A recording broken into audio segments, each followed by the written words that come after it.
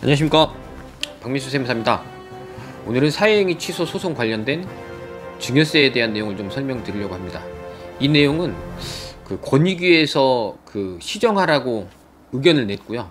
이 부분에 대해서 이제 기재부하고 국세청이 받아들여서 법령 해석을 변경한 건데, 내용은 이렇습니다. 사회행위 취소 소송이라는 거에 대해서 먼저 좀 설명을 드리면, 사회행위라는 건 채무자가, 그러니까 돈을 빌린 사람이 돈을 빌려준 사람에게 이걸 갚기 싫은 거죠. 갚을 능력이 많이 없고 재산이 있긴 한데 이마저도 없으면 내가 살 수 없다, 이렇게 해서 이제 재산을 빼돌리는 건데, 사실 안 좋게 표현하면 빼돌리는 거죠. 이걸 가지고 내가 갚기 싫어서 재산을 허위로 이제 명의를 이전하거나, 아니면 뭐 예를 들어서 근저당이 있다던가 뭐 채권이 있다던가 이걸 허위로 쓰는 거죠. 그러니까 쉽게 말해서 뭐 부동산이 하나 있는데 가만 놔두면 이게 채권자가 압류를 들어오지 않겠습니까? 그래서 들어오기 전에 이 부동산을 처분해 버린다던가, 아니면 남에게 증여해 버린다던가, 이런 경우.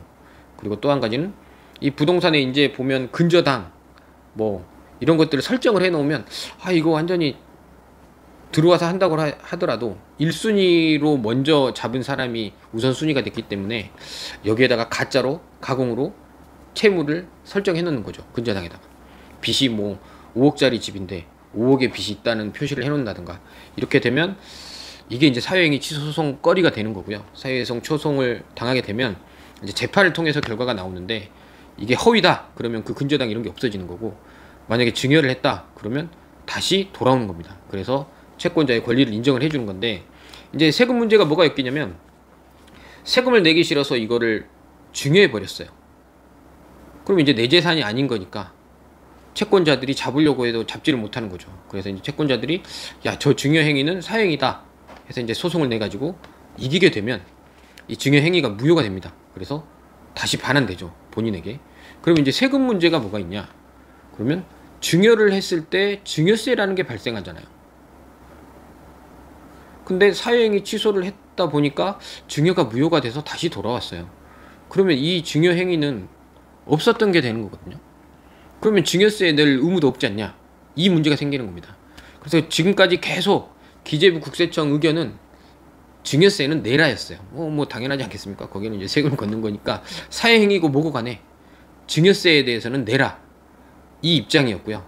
법원에서는 이건 증여는 무효가 됐으니까 증여세는 부당하다, 이렇게 판단들이 좀 있었습니다.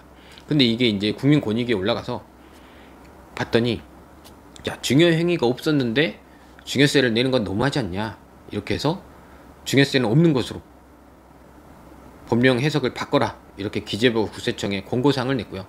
권익위에서 권고한다고 해서 무조건 바꿔야 되는 건 아니지만, 이게 판례나 이런 걸 보면 증여세는 무효된다는 판례가 나오기 때문에 기재부 국세청도 이걸 받아들여서 법령을 변경을 했습니다.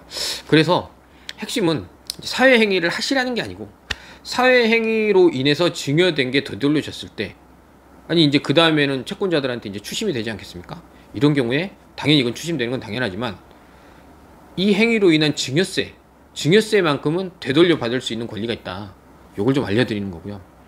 그러니까 이제 이 행위를 하시면 안 되겠지만 하셨는데 증여세까지 내야 되는 상황에 오신 분들, 이런 분들은 내가 사회행위로 비록 이거를 증여행위를 했지만 이 증여세는 경정청구에서 돌려받을 수 있다, 또 이 증여세 낸 거는 무효다, 이 부분을 알려드리고 싶어서 영상을 준비했습니다.